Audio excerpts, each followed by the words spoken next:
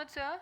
So, ladies and gentlemen, with that, now I would like to do the honor to invite President and CEO, National E-Governance Division, Ministry of Electronics and Information Technology, Mr. Abhishek Singh, ladies and gentlemen.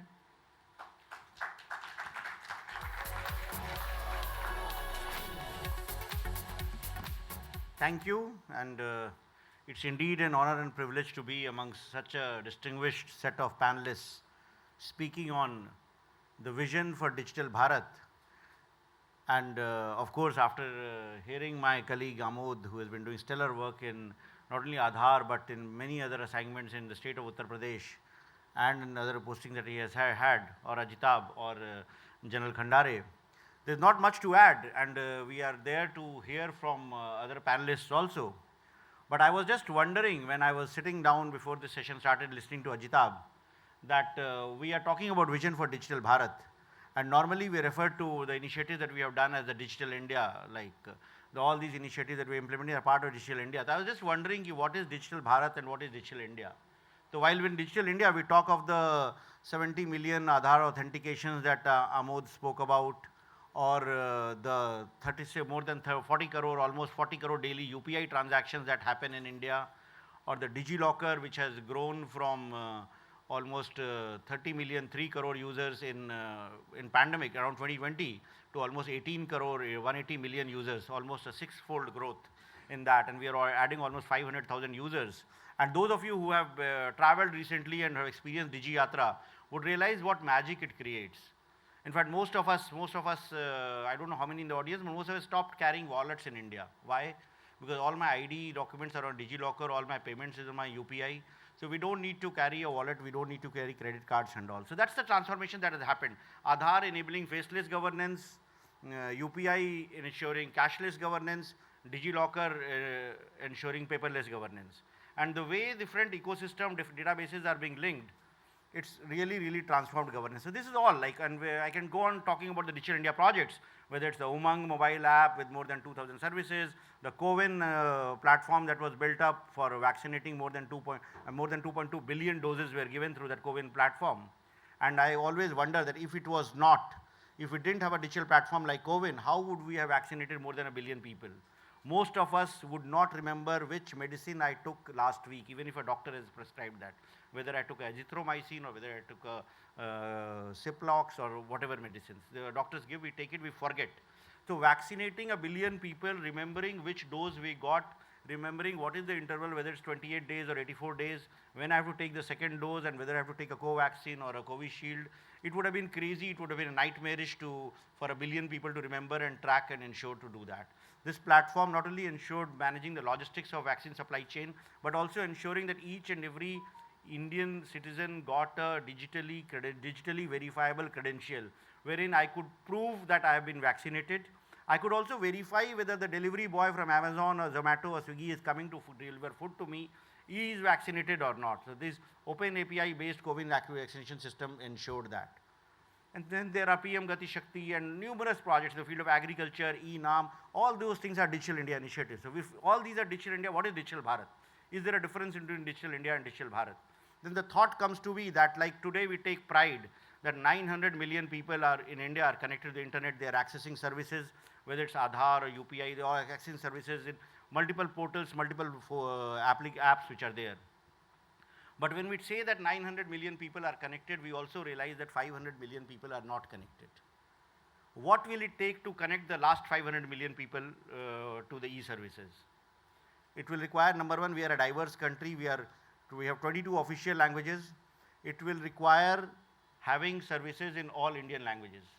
Not only having in English and Hindi, it will not suffice. It will require having services in all languages. It will require a voice interface.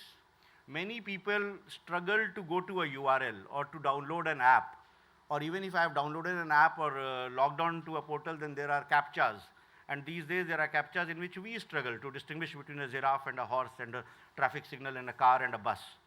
So how do we ensure that the people in the rural areas, people in the remote areas are able to access these services? They would love to access services in their native tongue on a voice interface. If we can talk to an Alexa or a Siri for asking any query, why can't a Aam Aadmi ask a question on that? So we have been implementing a project called Bhashini, So Bhashini is an app which is available on App Store and Play Store, which provides seamless tools for speech to speech, speech to text, text to speech, and text to text translations. So I could speak in any language and translate into any language. Not only it allows us to communicate with all fellow Indian citizens anywhere in India, but we also thought of building an interface where we empower citizens in finding out benefits about themselves.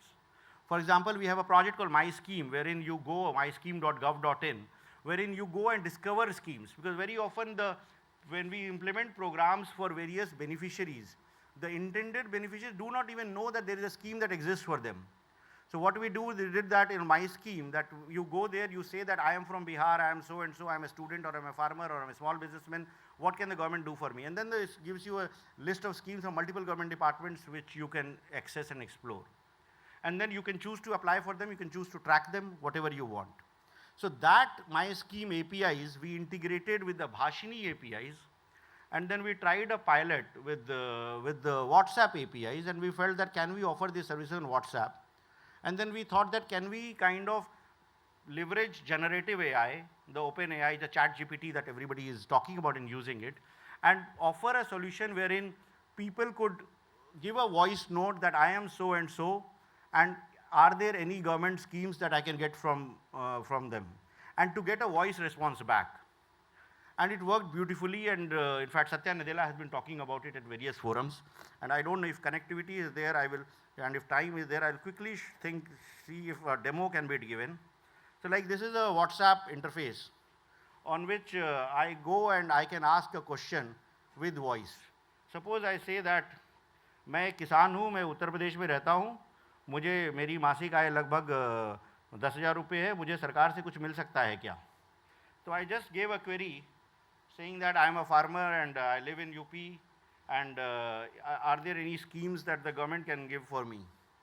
So this, what it does is that this voice input what I have given is changed to a text input. The Bhashini APIs converts the speech to text, and then this text input is fed to the OpenAI engine, and then it will give a reply based on the information that is there from this. And then the reply comes in text format, and then it's converted to speech. प्रधानमंत्री किसान मान धन योजना, मुझे निम्नलिखित योजनाएं मिली जो सहायक हो सकती हैं। आप किसके बारे में अधिक जानना चाहेंगे? 1. प्रधानमंत्री किसान सम्मान निधि। प्रधानमंत्री किसान सम्मान निधि योजना का लक्ष्य सभी भूमिधारी पात्र किसान परिवारों को है और रुपए का वित्तीय लाभ प्रदान करती है। संस्थागत भूमिधारकों और कुछ आर्थिक स्थिति वाले व्यक्तियों जैसे कुछ बहिष्करणों के अधीन प्रत्येक 4 महीने में 3 समान किस्तों में देय प्रति परिवार 6,000 प्रति वर्ष। 2. प्रधानमंत्री किसान मान धन योजना। So what it does is that it goes on listing all the schemes, and then it will ask like which scheme you want to know more about it. If any one of you wants to know more about it, you can Google Jugalbandi Bhashini and the video comes in. And then you can ask, and then it retains the context. It's like a WhatsApp conversation which goes on.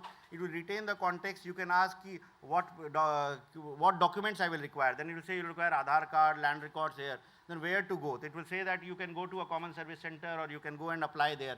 So it keeps the context. It's conversational. It's easy. WhatsApp is very popular in India. Most people use it. You don't have to go to a website or something. It's voice based. And then we are also making it in such a way that since it's voice input and voice output, then even a feature phone user can actually call up a toll-free number, give his query on voice and get the reply back on voice. Backend पे सारा हमारा compute AI सब कुछ होता रहेगा, but आम आदमी को तो सरकार से information चाहिए होती है.